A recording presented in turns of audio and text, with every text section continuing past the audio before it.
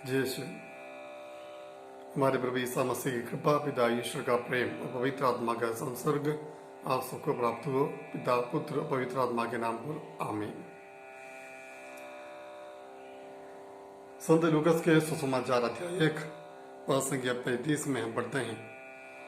वहां पर कुंवारी मरियम से स्वर्गदूत कहता है, पवित्र आत्मा आप पर उतरेगा और सर्वोच्च प्रभु की शक्ति की छाया आप पर पड़ेगी। पवित्र आत्मा आप पर उतरेगा और सर्वोच्च प्रभु की शक्ति की छाया आप पर पड़ेगी। तो पवित्र आत्मा जिस व्यक्ति पर उतरता है, उस व्यक्ति के जीवन में करने वाला पहला कार्य यह है कि उस व्यक्ति के लिए जो असंभव है, जो नामुमकिन है, ऐसी बातों को वह मुमकिन बना देती है या फिर संभव बना देता है। ये पवित्र आत्मा कार्य है।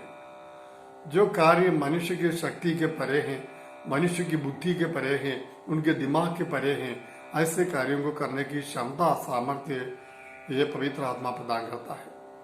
तो असंभव को संभव बनाना, नामुमकिन को मुमकिन बनाना, ये कार्य पवित्र आत्मा का है। इसके अलावा आगे हम देखते हैं प्रेरित चरित्र में पहला अध्याय में 8वां वचन में दूसरा भाग, वहां पर बताया गया कि पवित्र आत्मा उतरेगा, तुम्हें सामर्थ्य प्रदान करेगा।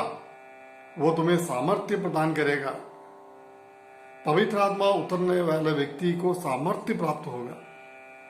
एक सामर्थ्य, एक आदमी की सामर्थ्य प्राप्त होगा, एक सामर्थ्य शक्ति प्राप्त होगी। तो आज आपके लिए पवित्रता में जीवन बिताना संभव नहीं है। आपको सामर्थ्य नहीं, शक्ति नहीं, धीर नहीं, प्रार्थना में जीवन में या प्रार्थना में आगे बढ़ने के लिए आपको धीर नहीं, सामर्थ्य नहीं, तो आपको शक्ति प्रदान करने वाला पवित्र आत्मा है। आपके जीवन के हर क्षेत्र में है पवित्र आत्मा शक्ति प्रदान करेगा। तो पवित्र आत्मा के सामर्थ्य से जो लोग जीवन बिताते हैं, वे लोग सचमुच ईसाई हैं। यीशु के अनुयायी ख्रिस्ती लोग हमेशा पवित्र आत्मा के सामर्थ्य से जीवन बिताते हैं। यह सामर्थ्य हमारे जीवन में होना चाहिए। इसके अलावा हम उसी प्रेरित चरित्र में पढ़ते हैं, पहला अध्याय में 8वां वचन में, वहां पर पवित्र आत्मा दूसरा एक दायित्व हमें प्रदान करता, वो है कि हमें गवाही बना देता है। साक्षी का जीवन बिताने के लिए पवित्र आत्मा हमें यही मदद करता है। यहाँ पर बताया गया है कि तुम लोग यरूशलेम, सारी यहूदिया और समारिया में तथा पृथ्वी के अंतिम छोर तक मेरे साक्षी होंगे। तो साक्षी बनाना पवित्र आत्मा का कार्य है। पवित्र आत्मा को जो व्यक्ति स्वीकार करता है वो साक्षी बनता है। उनके जीवन में प्रभु के गवाही देना बहुत जरूरी है। इसलिए कलीसिया सिखाती हैं, जो लोग बपतिस्मा लेते हैं, बपतिस्मा स्वीकार किया है, उन लोगों को एक दायित्व, एक आदमी की जवाबदारी है कि हम प्रभु के गवाही बने, हम अपने जीवन के साक्षी दें, हम यीशु के साक्षी बने। तो इसलिए हम सब बुलाए गए हैं साक्षी बनने के लिए।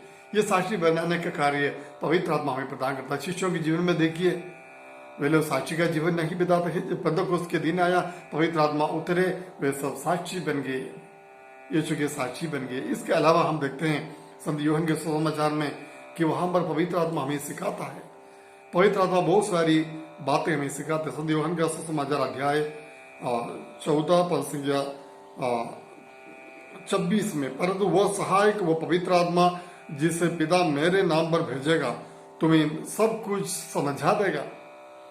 मैंने तुम्हें जो कुछ बताया वह उसका स्मरण दिलाएगा। तो प्रभु के वचन को सिखाने का कार्य पवित्र आत्मा है। कई लोग ये शिकायत करते हैं, मैं प्रभु का वचन का अध्ययन कर नहीं पाता, याद कर नहीं पाता, पढ़ने की रुचि नहीं, बाइबल पढ़ने की रुचि नहीं। आपको वो सामर्थ्य, रुचि पवित्र आत्मा प्रदान करेगा। वो हमें सिखाने वाला है। यीशु के ईश्वरीय वचन का अर्थ, मर्म को सिखाने वाला पवित्र आत्मा है। तो पवित्र आत्मा से हमें सीखना चाहिए, पवित्र आत्मा से हमें सीखना चाहिए, तभी हम समझ पाएंगे प्रभु के वचनों का अर्थ। इसके अलावा संत यूहन्ना के सुसमाचार 16 में, अध्याय 16 पद संख्या 8 में हम पढ़ते हैं कि वहां पर बताया गया, जब वो आएगा तो पाप, धार्मिकता और दंडाज्ञा के विषय में संसार का भ्रम प्रमाणित कर देगा। पाप, धार्मिकता और दंडाज्ञा के विषय में जो भ्रम है वो भ्रम प्रमाणित कर देगा।